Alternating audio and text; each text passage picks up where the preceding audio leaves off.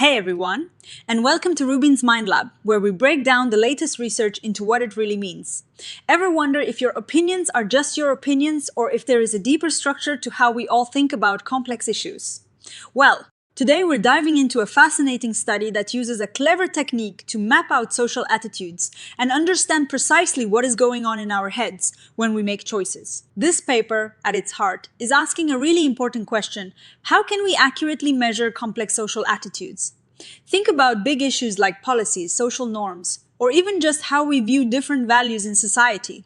Traditional methods, like asking people to rate things on a scale from 1 to 7, are useful, but they don't always capture the full picture. They don't tell us why someone feels a certain way or how strongly they feel about specific aspects of an issue. So, these researchers developed a new way to get at this deeper understanding. They realized that how we choose between different options, especially when asked to pick the best and the worst, can tell us a lot. Imagine being presented with a few different opinions on a topic. A simple rating scale might ask you to say how much you agree with each one. But what if you are asked to pick the one that is closest to your own view and the one that is farthest away? This is the core idea behind their method. They call their approach a best-worst multidimensional unfolding model.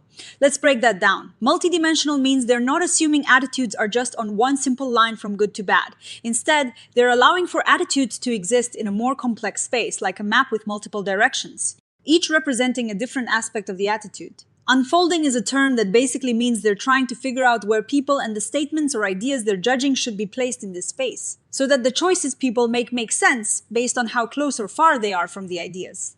And the best-worst part? Well, that is exactly what they asked people to do. So, imagine a bunch of statements about, say, allowing married couples in Japan to keep separate surnames. The researchers wanted to see where each person stood on this issue and where each statement about it fit within that same picture.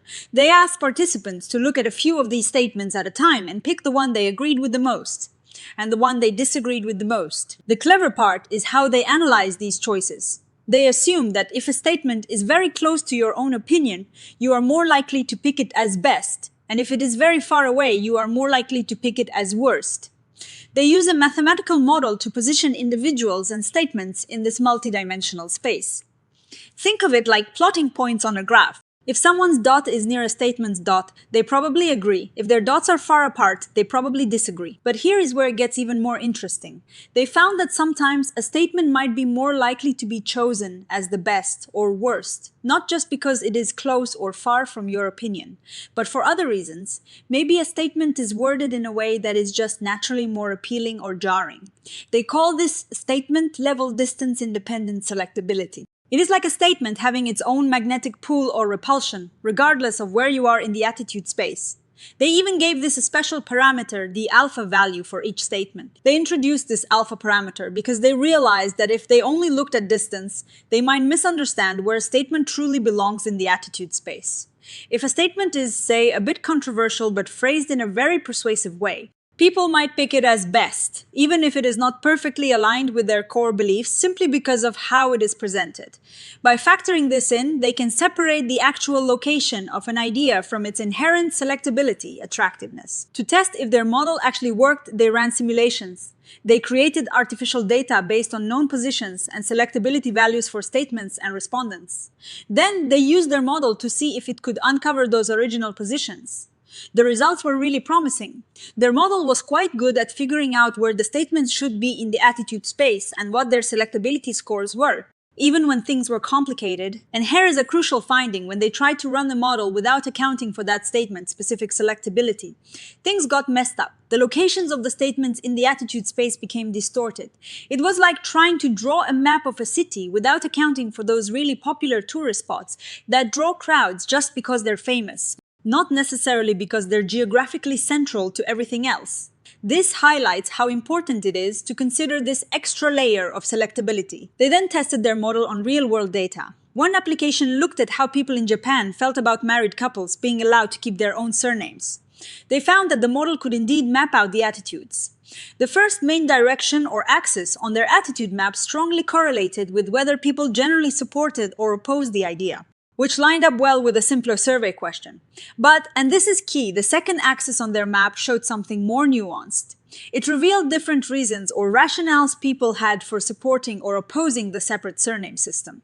Even if their overall level of support or opposition was similar, this is where the multidimensional aspect really shines. It's not just about the simple yes or no, but the underlying logic. They also looked at people's attitudes towards consumption, like what influences their purchasing decisions.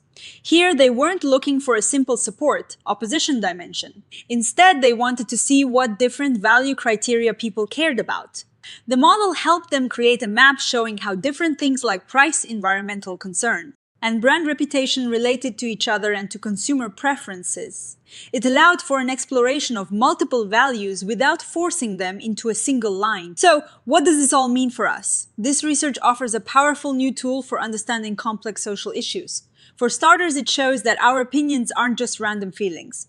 They're often structured in a multidimensional space. We might have a general stance on an issue, but the reasons behind that stance can be diverse, and this model can uncover that.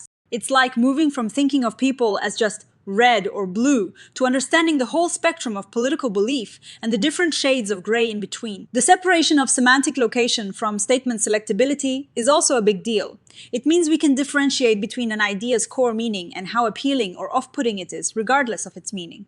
This is super important when we interpret survey results.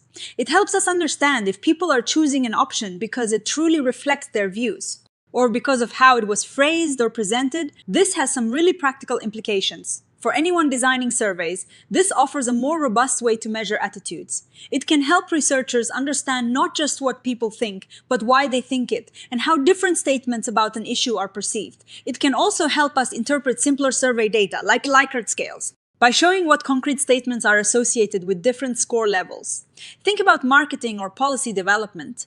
Understanding these nuanced attitude spaces could lead to more effective communication and better targeted intervention. Of course, no study is perfect. The researchers acknowledge that determining the right number of dimensions for the attitude space can be tricky. Also, the selectability parameter, while useful, is calculated relative to the specific set of statements and the model. So, you can't directly compare the selectability scores of statements across different studies or different sets of issues. The absolute magnitude of these values is conditional. Future research could explore how people's individual differences might affect their choice sensitivity, or compare this best-worst method directly with other types of survey questions across many different topics. But overall, this is a really exciting step forward in how we measure and understand human attitudes. It moves us beyond simple scales to a richer multidimensional view of how we process information and form opinions on complex social topics. It really highlights that there is a whole lot more going on in our minds than just a simple agreement or disagreement. Hey, that's all for this episode of RUBIN'S Mind Lab. What do you think about these findings? Do you find yourself picking best and worst options for reasons beyond just simple agreement? Let us know your thoughts in the comments below.